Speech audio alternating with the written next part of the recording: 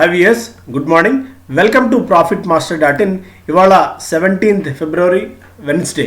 So ఈరోజు మార్కెట్స్లో major అంశాలు ఏంటి, so American markets and international markets ఎలా బిహేవ్ చేశాయి, మన మార్కెట్స్లో ఈరోజు మేజర్ ఫ్యాక్టర్స్ ఏంటి అన్న అంశాలు తెలుసుకుందాం. ముందుగా అమెరికన్ మార్కెట్స్లో డౌ జోన్స్ నిన్న రికార్డ్ స్థాయిని టచ్ చేసింది. కొద్దిగా 65 పాయింట్స్ ప్లస్తో నిన్న క్లోజ్ అయింది. హయ్యర్ లెవెల్స్కి వెళ్ళిన తర్వాత కొద్దిగా ప్రాఫిట్ బుకింగ్ వచ్చింది. S&P 500 ఫ్లాట్గా క్లోజ్ అయింది. అలాగే నాస్డాక్ కూడా 0.34% మేర నష్టాల్లో ముగియడం మనం చూస్తున్నాం.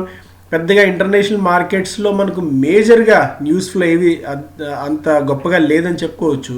అండ్ ఇంకొక మేజర్ ఫ్యాక్టర్ ఏంటంటే ఎలాన్ మస్క్ చెందిన కంపెనీ స్పేస్ ఎక్స్ $850 మిలియన్ మరొక మేజర్ ఫండింగ్ రూపంలో స్వీకరించింది. దీంతో కంపెనీ వాల్యుయేషన్ దాదాపు $74 బిలియన్ స్థాయికి చేరింది. ఒక్కొక్క షేర్కి దాదాపు $420 చొప్పున ఆయన అమ్మారన్న ఒక వార్త మనం చూస్తున్నాము. ఓవరాల్గా ఆయనకు చెందిన కంపెనీ స్పేస్ ఎక్స్ వాల్యుయేషన్ ఇప్పుడు $74 బిలియన్ వాల్యుయేషన్ అవ్వడం అనేది ఇంటర్నేషనల్ మార్కెట్స్లో, అలాగే మోస్ట్ ఆఫ్ ది అనలిస్ట్ కమ్యూనిటీని కూడా చాలా ఆసక్తిగా ఆతృతగా ఎదురు చూసేలా చేస్తుంది. అండ్ మరొక అంశం, Biden administration won't rule out retaliation for rocket attack in Iraq. So ఇరాక్లోని ఒక ప్రాంతంలో రాకెట్ అటాక్ ద్వారా ఒక సివిలియన్ కాంట్రాక్టర్ మరణించారు, అలాగే 9 మంది గాయపడ్డారు. ఇందులో ఒక US సర్వీస్ మెంబర్ కూడా ఉన్నారు. ఈ నేపథ్యంలో దీన్ని అంటే ఎవరో ఇంకా దీన్ని తెలుసుకున్న తర్వాత మేబీ రాకెట్ దాడి చేయడానికి కూడా తామేం వెనకాడబోము అన్న ఒక సంకేతాన్ని, అంటే దాడి చేయడానికి కూడా వెనకాడబోమన్న ఒక సంకేతాన్ని జో బైడెన్ అడ్మినిస్ట్రేషన్ ప్రకటించింది. సో దీన్ని కొద్దిగా ఈ జియో పొలిటికల్ ఇష్యూస్ని కూడా మనం కొద్దిగా కీన్గా అబ్జర్వ్ చేయాల్సిన సమయంగా మనం దీన్ని చూడొచ్చు. అండ్ ఇంకొక మన మార్కెట్స్లో ఏ అంశాలు ఉన్నాయని ఒకసారి మనం చూద్దాం. సో మన మార్కెట్స్ విషయానికి వచ్చినట్టయితే బిగ్ బాస్కెట్కి సంబంధించి ఒక మేజర్ అంశం ఉంది. అండ్ అవి కూడా చూద్దాం. ఎకనామిక్ టైమ్స్ ఫస్ట్ పేజ్లోనేమో taking stock, Covid vax supplies exceed usage. So వినియోగం కంటే ఉత్పత్తి బాగా పెరిగిపోయింది. కోవిషీల్డ్లో వాళ్ళు తయారు చేసిన వాటిల్లో 31.45% మాత్రమే వినియోగం, అలాగే కోవాక్సిన్లో దాదాపు 12% మాత్రమే వినియోగం జరిగింది మొదటి 3 వారాల్లో. సో దీన్ని ఎలా అర్థం చేసుకోవాలో చూడాలి. ఎందుకంటే వ్యాక్సినేషన్ రాకముందు వరకు వ్యాక్సినేషన్ గురించి తాపత్రయపడ్డారు, వచ్చిన తర్వాత దాని వినియోగం మీద భయపడుతున్న పరిస్థితి ప్రస్తుతం మనకు కనిపిస్తుంది. అనురాగ్ సింగ్ ఠాకూర్ గారు చెప్తున్నారు ఒక ఇంటర్వ్యూలో, ఈటీకి ఇచ్చిన ఇంటర్వ్యూలో, ప్రైవేటైజేషన్ చేయడం అనేది సిక్ బ్యాంక్ని ప్రైవేటైజ్ చేయడం వల్ల పెద్ద ఎత్తున ఇన్వెస్టర్స్ కానీ రారు, దీన్ని ఒక ప్లాన్డ్ పద్ధతిగా అమ్మాల్సిన అవసరం ఉంటుంది అన్న ఒక దీన్ని ఆయన చెప్తున్నారు. And Gateway Distriparks plans to expands it rail business. So rail business మీద ఫోకస్ బాగా పెంచాలి అని చెప్పి గేట్వే డిస్ట్రిపాక్స్ భావిస్తుంది. వీళ్ళకి చెందిన కంపెనీయే స్నోమెన్ లాజిస్టిక్స్ కూడా. సో ఈ కార్గో హ్యాండ్లింగ్కి సంబంధించి, కోల్డ్ చైన్ లాజిస్టిక్స్ సంబంధించి వీటిని రాబోయే రోజుల్లో డబుల్ చేయాలి, కెపాసిటీని, సామర్థ్యాన్ని రెట్టింపు చేయాలని చెప్పి కంపెనీ భావిస్తుంది. కోవిడ్ టైంలో బాగా ఇబ్బంది పడ్డారు. బట్ అయితే ఈ రైల్ ఫ్రైట్కి సంబంధించి, రైల్ బిజినెస్కి సంబంధించి ఫుల్ లెంత్లో మళ్ళీ యాక్టివిటీ వచ్చి గతంలో ఎప్పుడూ లేనంత స్థాయికి వాల్యూమ్స్ పెరిగాయని చెప్పి కంపెనీ యాజమాన్యం చెప్తోంది. సో అందుకే ఫుల్ లెంత్ ఫోకస్ ఇక నుంచి రైల్ బిజినెస్ మీద పెట్టాలని చెప్పి ఈ సంస్థ ఆలోచిస్తుందని ఒక వార్త మనం చూస్తున్నాం. Own rail linked inland container depots Gurugram, Faridabad, Ludhiana, Viramgam ప్రాంతాల్లో వీళ్లకు ఓన్ అంటే కస్టమైజ్డ్ ఇన్లాండ్ కంటైనర్ డిపోస్ ఉన్నాయి, వాటిని వినియోగించుకుంటున్నారు. రైల్ బిజినెస్లో గతంలో ఎప్పుడు లేని విధంగా 1,200 కోట్ల రూపాయల వరకు గతంలో సంస్థ ఇన్వెస్ట్ చేసింది. ఇప్పుడు కోల్డ్ చైన్ కెపాసిటీని కూడా మరింతగా పెంచాలని చెప్పి చూస్తున్నారు. అండ్ స్నోమెన్ లాజిస్టిక్స్ కూడా 250 కోట్లు సమీకరించే ఆలోచనలో ప్రస్తుతం కనిపిస్తుంది. వీళ్ళు కూడా ఎక్స్పాన్షన్ ఫేజ్లో ఉన్నారని ఒక వార్త మనం చూడొచ్చు. MRF offers bonus to staff who didn't get a raise. So 2020లో ఎవరికైతే శాలరీ హైక్ రాలేదో వాళ్ళకు బోనస్ ఇవ్వబోతోంది MRF అని ఒక వార్త ఇక్కడ మనకు కనిపిస్తుంది. సో టైర్ కంపెనీస్ ఎస్పెషల్లీ, అంటే గతంలో ఈ లాక్డౌన్ టైంలో ఈ సంస్థలు కూడా ఇబ్బంది పడ్డాయి, తర్వాత చాలా వేగంగా ఈ స్టాక్స్ కోలుకున్నాయి. ఆటోమొబైల్ గతంలో ఎప్పుడూ లేనంతగా డిమాండ్ రావడం వల్ల సో జేకే టైర్స్ కానీ సిఎట్ కానీ వీళ్ళందరూ కూడా శాలరీ కట్స్ని ఆపేశారు. మళ్ళీ శాలరీ కట్ వీటిని రివర్సల్ చేశారు, బోనస్లు కూడా ఇచ్చారన్న ఒక వార్త మనం చూసాం. బట్ క్రూడ్ ఆయిల్ కొద్దిగా పెరుగుతున్న నేపథ్యంలో టైర్ మేకర్స్కి కొద్దిగా మార్జిన్స్ మీద ఇంపాక్ట్ ఉండొచ్చు అని చెప్పి భావిస్తున్నారు. అయితే అది మేబీ టెంపరీ ఎఫెక్ట్ అయిండొచ్చు. సో ఇక్కడ నుంచి క్రూడ్ మళ్ళీ భారీగా పెరిగితే కొద్ది గొప్ప మార్జిన్స్ మీద ఇంపాక్ట్ అయితే ఉంటుంది. బట్ డిమాండ్ కూడా ఆ స్థాయిలో ఉంటుంది కాబట్టి వాల్యూమ్స్ కూడా ఆ స్థాయిలో పికప్ అవుతున్నాయి కాబట్టి కంపెనీస్కి పరోక్షంగా కలిసి వచ్చే అవకాశం అయితే ఉంది. And bit coin tops $50,000. So మొట్టమొదటిసారి $50,000 మార్క్ని బిట్ కాయిన్ క్రాస్ చేసింది. 72% ఈ ఇయర్లోనే, అంటే మనకి ఆల్మోస్ట్ 48 డేస్, ఈ 48 డేస్లోనే ఈ బిట్ కాయిన్, ఈ క్రిప్టో కరెన్సీ అనేది 72% లాభాలను ఇవ్వడం అందరినీ ఆశ్చర్యానికి గురి చేస్తుంది. ఎక్కువ మందిని ఆకర్షిస్తుంది కూడా ఈ అంశం. కాకపోతే దీని మీద మన దేశంలో కొన్ని ఆంక్షలు పెట్టే ఆలోచనలు ఉన్నారన్న ఒక వార్త మనం చూస్తున్నాం. ఇంకొక మేజర్ డెవలప్మెంట్ కూడా ఉంది ఈ బిట్ కాయిన్కి సంబంధించి, దాన్ని మనం చూద్దాం.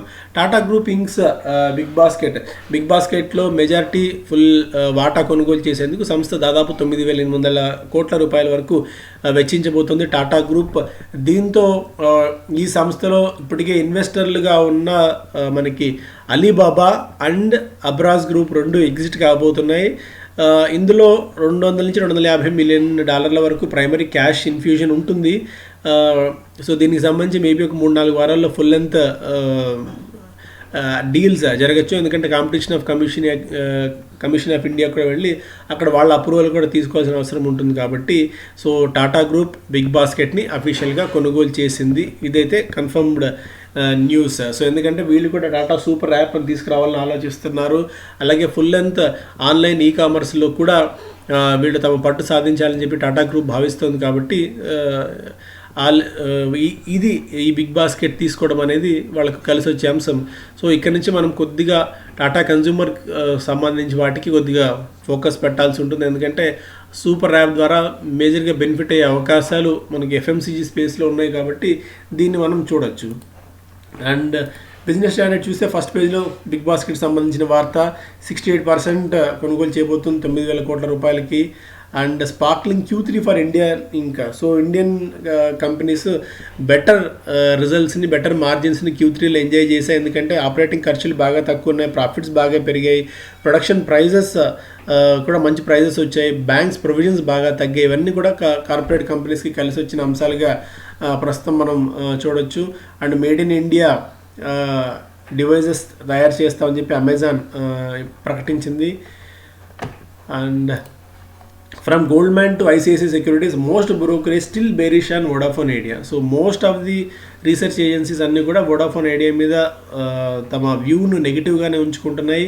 సో మోస్ట్లీ డాయిష్ బ్యాంక్ అయితే ₹1 టార్గెట్ ఇస్తే క్రెడిట్ స్విస్ ₹7.5, అలాగే మోతిలాల్ ఓస్వాల్ 11 అండ్ బాట్లీవాలా ఇదొక ₹13 ఇచ్చింది, అంబిట్ క్యాపిటల్ 15. సో మోస్ట్లీ అందరూ ₹3 to ₹7 రేంజ్లో మాత్రమే వోడాఫోన్ ఐడియాకి తమ టార్గెట్స్ని పెట్టారు. ఎందుకంటే ARPUs, average revenue per user, పీర్స్తో కంపేర్ చేస్తే బాగా తక్కువగా ఉంది. ఫండ్ రైజింగ్ కూడా అంత గొప్పగా ఉండకపోవచ్చు. తారీఫ్ హైక్ చేస్తే ఎంతమంది వోడాఫోన్ ఐడియా నిలబడతారన్నది కూడా చూడాలి. సో అందువల్ల వోడాఫోన్ ఐడియాకి అయితే షార్ట్ టర్మ్ ఫ్యూచర్ బ్లీక్గానే ఉన్నట్టుంది. బట్ ఫండ్ రైజింగ్ అనుకున్నట్టుగా చేయడము, వాళ్ళు 3G నుంచి పూర్తిగా 4Gకి షిఫ్ట్ ఓవర్ అవడము అండ్ ఆర్పూస్ బాగా పెంచుకోవడం లాంటివి చేస్తే మనకి వోడాఫోన్ ఐడియా నిలదొక్కుకోవచ్చు. బట్ చూడాలి. రిచ్ వాల్యుయేషన్స్ మీ వెయ్యి and Voltas cool outlook. So Voltas నిన్న కొద్దిగా కరెక్షన్ కూడా అయింది, పీక్ లెవెల్స్కి వెళ్ళిన తర్వాత గత కొద్ది కాలంలోనే స్టాక్ 35 to 40% దాకా రిటర్న్స్ ఇచ్చింది. కొద్దిగా ఇక్కడ ప్రాఫిట్ బుకింగ్ అయితే వస్తుంది. క్వార్టర్లీ రిజల్ట్స్ మెరుగ్గా ఇచ్చినప్పటికీ కూడా స్టాక్ అంత ముందే రన్అప్ జరిగింది కాబట్టి స్టాక్లో ప్రాఫిట్ బుకింగ్ అయితే వస్తుంది. బట్ రీసెంట్గా ఈ కంపెనీ ఈ జాయింట్ వెంచర్ చేసింది వోల్ట్బెక్ హోమ్ అప్లయన్సెస్తో. ఇది 2025 నాటికి ఇతర ప్రాంతాల్లో కూడా, ఇతర దేశాల్లో కూడా 10% మార్కెట్ షేర్ తీసుకునేందుకు కలిసి వస్తుంది. కాబట్టి ఇది కాస్త బెనిఫిషరీగా ఉండొచ్చు అని చెప్పి కంపెనీ భావిస్తుంది. కాకపోతే దీనికి కొద్దిగా లాంగ్ టర్మ్ ప్లే కూడా ఉంటుంది. At the end of the day ప్రస్తుతానికి కంపెనీకి దాదాపు 7,300 కోట్ల రూపాయల ఆర్డర్ బుక్ చేతిలో ఉంది. చాలా స్ట్రాంగ్ రోబస్ట్ ఇది ఉంది కంపెనీకి. సో బెటర్ మనం ఏదైనా కరెక్షన్స్లో ఉన్నప్పుడు మాత్రం దీన్ని కన్సిడర్ చేసుకోవచ్చు. ఎందుకంటే రాబోయే సమ్మర్ సీజన్, ఢిల్లీలో నిన్నే రిపోర్ట్ కూడా ఒకటి చదివాము, హైయెస్ట్ ఎవర్ ఎండ ఉండొచ్చు ఈసారి, వేడి బాగా పెరగచ్చు అని చెప్పి. సో అలాంటి వార్తలు, అలాంటి న్యూస్ ఈ సంస్థలకి, వోల్టాస్ లాంటి కంపెనీస్కి బాగా బెనిఫిట్ అవుతాయి. ఎందుకంటే ఎక్కువ మంది ఏసీస్ కొనేందుకు ఉత్సాహం చూపిస్తారు కాబట్టి. అండ్ ప్రైస్ రేంజ్లో కూడా when compared with other companies కాస్త అట్రాక్టివ్ ప్రైస్ రేంజ్లో వోల్టాస్ ఉంటుంది. అండ్ టాటా బ్రాండ్ నేమ్ కూడా ఉంది కాబట్టి వోల్టాస్ కలిసి వచ్చే అంశం. Global stock set for longest winnowing streak since 2003. 2003 తర్వాత ఈ స్థాయిలో మరీ వేగంగా పెరగడానికి, ఈ స్థాయిలో ఉత్సాహం కనిపించడానికి గ్లోబల్ స్టాక్ మార్కెట్స్ అన్నీ కూడా పెరుగుతున్న తరుణం ఇది. కాకపోతే మన మార్కెట్స్ కొద్దిగా రికార్డ్ హై దగ్గర ఉండి వోల్టాలిటీని చూపిస్తున్నాయి. బట్ స్టిల్ ఇంకా పొటెన్షియల్ మాత్రం అదే స్థాయిలో ఉంది. బ్రూక్ఫీల్డ్ ఐపీఓ నిన్న లిస్ట్ అయింది. అదా మనం ముందు నుంచి అనుకుంటున్నట్టు ఇది షార్ట్ టర్మ్ కోసం పెట్టే ప్లే కాదు. అలాగే లిస్టింగ్ గెయిన్స్ ఇలాంటి స్టాక్స్లో, ఇలాంటి ఐపీఓస్లో కూడా మనం చూడలేము. 269.2 దగ్గర క్లోజ్ అయింది. 2% ఇష్యూ చేసిన ప్రైస్ కంటే 275 రూపీస్ ఇష్యూ ప్రైస్ 281 దాకా వెళ్ళింది హైలో, అండ్ 258 దాకా లో వెళ్ళడం చూసాం. సో ఓవరాల్గా 220 crores వరకు ఈ సంస్థ 220 crores వర్త్ ఆఫ్ షేర్స్ ఓవరాల్గా నిన్న చేతులు మారాయి. And logistic firm 7 Islands files for IPO. So 7 Islands సంస్థ 600 కోట్ల ఐపీఓను సమీకరించడానికి ఐపీఓ పేపర్స్ ఫైల్ చేసింది. Proceeds to buy vessels at a cost 352 కోట్ల రూపాయలు వెచ్చించి ఈ షిప్ వెజల్స్ కొనాలని చెప్పి సంస్థ భావిస్తుంది. అందుకోసం ఐపీఓకి వస్తుంది. So most of the companies అన్ని కూడా ఇప్పుడు ఐపీఓకి వస్తున్నాయి. ఎందుకంటే చాలా రిచ్ వాల్యుయేషన్స్ ఉన్నాయి. సో ఎంత డబ్బులు పెట్టినా, ఎంత వాల్యుయేషన్ పెట్టినా కొనేందుకు జనాలు సిద్ధంగా ఉన్న తరుణంలో సో అందరూ ఈ ఆపర్చునిటీ యూటిలైజ్ చేసుకోవాలని చెప్పి చూస్తున్నారు. Bit coin May attract IT and GST. So IT and GST attract అవ్వచ్చు బిట్ కాయిన్కి అని చెప్పిన ఒక వార్త మనం చూస్తున్నాము. సో ఇంకా దీని మీద అప్రూవల్ రావాల్సిన అవసరం ఉంది. జస్ట్ ఇంకా చర్చల స్టేజ్లో మాత్రమే ఉంది. సో 18% జిఎస్టీ దీని మీద తీసుకురావాలి. అలాగే అర్నింగ్స్ మీద పర్సనల్ ఇన్కమ్ ట్యాక్స్ కూడా తీసుకురావచ్చు. సో దీన్ని మనం కొద్దిగా దృష్టిలో పెట్టుకోవాలి. అంటిల్ అన్లెస్ మనకి ఒక రెగ్యులేటరీ క్లారిటీ వచ్చేంత వరకు బిట్ కాయిన్ మీద సో భారీ ఎత్తున ఇన్వెస్ట్ చేయడం అనేది మనం భారీ మూల్యం కూడా చెల్లించుకుని రావచ్చు. అండ్ బిట్ కాయిన్ హోల్డ్ చేస్తున్న వాళ్ళ మీద ఐటీ నిఘా కూడా ఉంటుందన్న వార్త గతంలో కూడా మనం ఒకసారి చూసాం. సో అన్నీ ఆలోచించుకొని నిర్ణయం తీసుకోండి. Steel, iron ore prices start to ease on higher supplies. So supplies బాగా పెరిగాయని చెప్పి జేఎస్డబ్ల్యూ లాంటి కంపెనీస్ చెప్తున్నాయి. అందుకే గత కొద్ది రోజుల నుంచి ప్రైజెస్ ఈజ్ అవుతూ వచ్చాయి. టన్ ప్రైజులు దాదాపు 7,000 నుంచి 8,000 రూపాయల దాకా తగ్గాయని చెప్పి జేఎస్డబ్ల్యూ సంస్థ చెప్తోంది. Long product prices so short టర్మ్లో maybe steel and iron ore prices కొద్దిగా కూల్ అవుతున్న తరుణంలో, ఐరన్ ఓర్ ప్రైజెస్ కూల్ అవుతున్న తరుణంలో సో స్టీల్ ప్రైజెస్లో మేబీ కొద్దిగా కంఫర్ట్ జోన్లోకి రావచ్చు. అండ్ కొద్దిగా కరెక్షన్ కూడా తీసుకోవచ్చు. ఈ అంశాన్ని దృష్టిలో పెట్టుకోండి. ఎందుకంటే చైనా నుంచి కూడా సప్లైస్ కొద్దిగా పెరుగుతున్నాయని ఒక వార్త మనం చూస్తున్నాం. అలాగే లోదా డెవలపర్స్ డిఆర్హెచ్పి ఫైల్ చేసింది 2,700 కోట్ల రూపాయలు ఐపీఓ ద్వారా సమీకరించాలని చెప్పి. గతంలో 2009లో అలాగే 2018లో కూడా ఐపీఓ కోసం ప్రయత్నించి విఫలమైన సంస్థ ఇది. సో మరొకసారి మూడో అటెంప్ట్లో ముచ్చటగా మూడోసారి వస్తుంది. దాదాపు 2,700 కోట్ల రూపాయల వరకు సమీకరించడం కోసం. బట్ ఏ మేరకు సక్సెస్ అవుతుందో చూడాలి. ఈ మధ్యకాలంలో రియల్ ఎస్టేట్ కంపెనీ ఈ స్థాయిలో భారీగా వచ్చి నిధులు సమీకరించింది అయితే గుర్తులేదు. బట్ వచ్చిన ఎంబసీ కానీ ఇవన్నీ కూడా మనం 100% రియల్ ఎస్టేట్ కంపెనీస్గా చెప్పలేము. రేట్స్గా వీటిని చూడాల్సి ఉంటుంది. లోదా డెవలపర్స్ ఈసారి సక్సెస్ అవుతుందో లేదో చూడాలి. Nielsen ప్రెడిక్ట్స్ strong FMCG growth in 2021 FMCG companies చాలా ఎక్స్పోనెన్షియల్ గ్రోత్ ఉండొచ్చు అని చెప్పి నీల్సన్ భావిస్తుంది. సో దీన్ని దృష్టిలో పెట్టుకొని మన ఎఫ్ఎంసీజీ స్టాక్స్ని మాత్రం వదలొద్దు. మార్కెట్స్ బాగా పెరుగుతున్న టైంలో ఎఫ్ఎంసీ స్టాక్స్ కొద్దిగా వీక్ అవుతాయి. సో దాని గురించి మనం కంగారు పడాల్సిన అవసరం లేదు. క్వాలిటీ స్టాక్స్లో ఉంటే మాత్రం మంచి రివార్డ్స్ వీటిని కూడా ఇస్తాయి. కాకపోతే బాగా స్లోగా ఉంటాయి. అద్భుతమైన ఫినామినల్గా మనం ఇట్లా కొనగానే 90 degrees యాంగిల్లో డైలీ 5%, 10% సీలింగ్ పడుతూ వెళ్ళే స్టాక్స్ అయితే ఇవి ఉండవు అన్న సంగతిని దృష్టిలో పెట్టుకోండి. అండ్ 2021 ఈ నెల 20-21 అంటే శని ఆదివారంలో మనం ఆప్షన్స్ క్లాసులు పెడుతున్నాం. సో అంటే కొంతమంది కూడా అడిగారు లేడీస్ రావచ్చు అని. ఇప్పటికే చాలామంది లేడీస్ కూడా రిజిస్టర్ అయ్యారు.